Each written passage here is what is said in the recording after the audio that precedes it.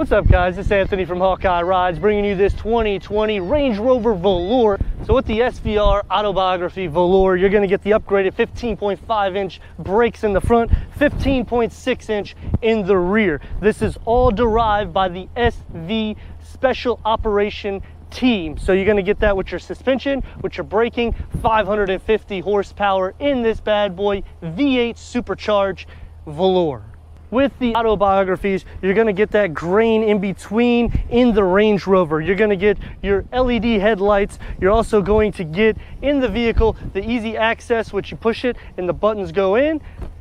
Easy access to open the doors as well. 22 inch, these are polished wheels. These are also upgrades for the 2020 model besides your Apple CarPlay and Android Auto. Looking at the way the aerodynamics and the lines run through the car, I think they did an immaculate job. This is a small compact SUV. However, it's not much smaller than the Range Rover Sport. This weighs about 4,700 pounds. You also do have your double wishbone suspension in this one, as well as your air ride suspension on top of it. With the SV, you're gonna get that nice autobiography signature. You're gonna get the quad with the chrome tip exhaust system as well. This one does have the effortless open to close trunk.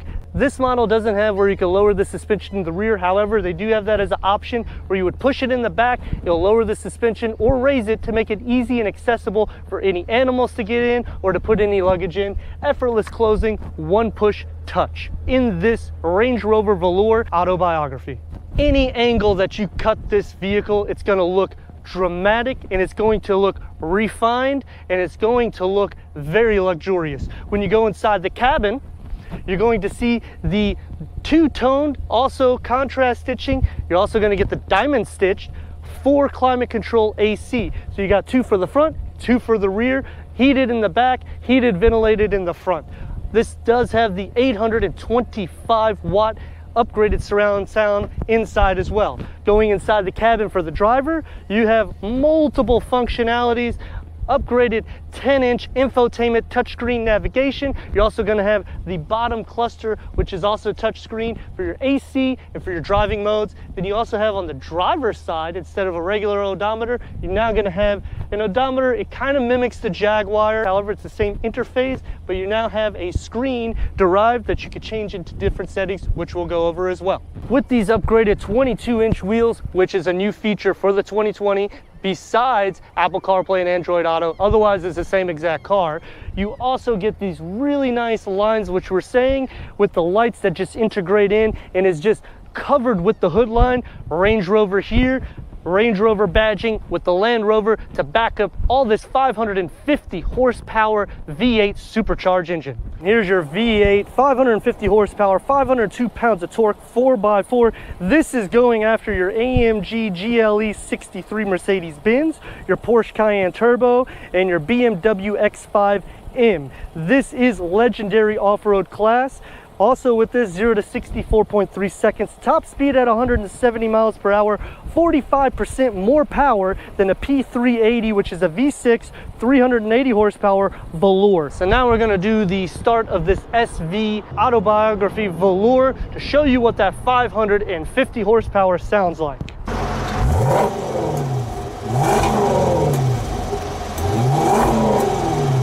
When you push the button to turn the vehicle on, as you see, the navigation screen will adjust to you, so it makes it easier in that perspective. Touch screen, you just touch it and there you are in the navigation. If you want to look at your camera views, you can also do that as well. You could turn on and off your parking. You could do the 360, which is what we have it in here, or you could do the pictures here, which will show you any of the vehicle, and you can also touch on the part of the vehicle however you want to see it.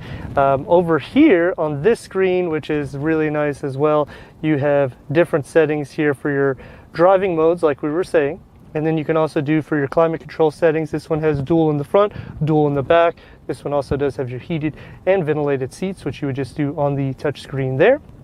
Going into your climate control there, you can sync it so everybody's at the same level, and you could just turn the knobs. Very nice knobs. Going into the vehicle settings to change whatever ride mode you want. If you're in sand, if you're in mud, if you're doing any type of grade where you want to raise or lower the ride height, you can do that as well. Your active exhaust here, this will go into different settings, but all the settings on this screen is only derived for your driving, your comfort, for your climate control, and your seat, for your AC and ventilated seats. This top screen is basically for everything else. So your navigation, your media, your phone settings,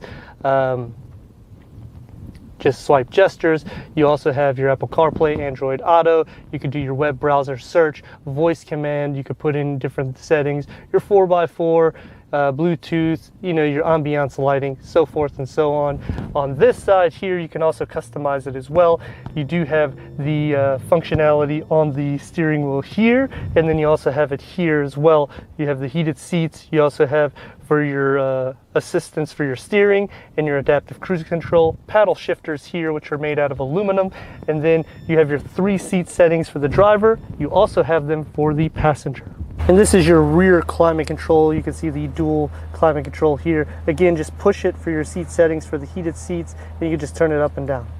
Very simple, automatic. You can turn up and down. You got a 12 volt here as well. You got some storage capacity here. Also, it's a really cool little design here. You can hang up your clothes, so that way if you're just driving to work, very easy. Very clean and refined interior in this SV Velar.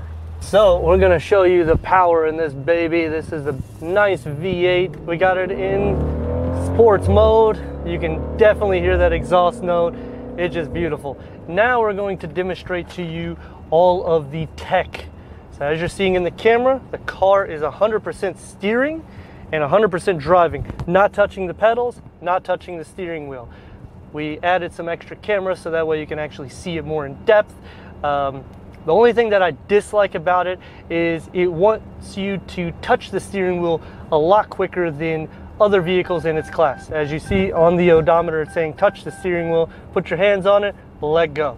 So you have to do it, it seems like every 30-40 seconds, give or take. I've had the vehicle in my possession for a little while, and from what I've noticed, it's about every 30-40 seconds. I do like the heads-up display. I do like the dash configuration.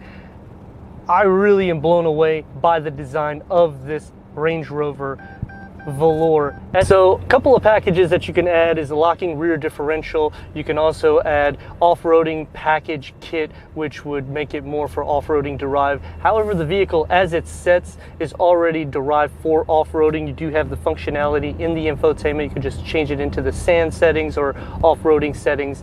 It does have 6 different select modes in the vehicle, not including how many different functionalities you have with the seats in the front. Plus you also have the electronic seats that move in the back. So I mean, full round, this is definitely a great luxury SUV for any family of 5. So a couple of things that I dislike about this vehicle, because every vehicle, none of them are perfect. They do have some plastic in which for this price tag, I don't feel it's good. So you'll see hopefully on the other camera, they got a lot of plastic here in the center console area. This black polish is really nice. However, it should be like a aluminum type texture. It's plastic. I don't like how they leave the cup holders exposed. There's no cover for them. The door panels I think are good. They really did a great job because it kind of cocoons your hand inside, so it almost feels like a massage seat. It doesn't have massage or anything like that, just the way it sets. Otherwise, I like Alcantara headliner. The dash, really good job. The speaker system with the tweeters here, and you got dual speakers in both door panels. Great job if you get the 825 watt stereo system. A lot of configuring. As you're driving the vehicle, you will notice that some of this configuring, because it doesn't go back to like a different setting or like a home page, you have to constantly hit it. So if you go into, you know, driver mode settings, you cannot just click into your AC. You have to actually go into the AC settings here. So obviously, as you keep the car for days and years, you would memorize where things are and you don't have to look at it so much. It's just as a beginner, I wish it would kind of, you know, sync back to like a home page where you would just click AC, this, that, or it would go back to the page you were at before, which was the AC. So now you can see that reverse camera, and they do the same thing as Jaguar as well.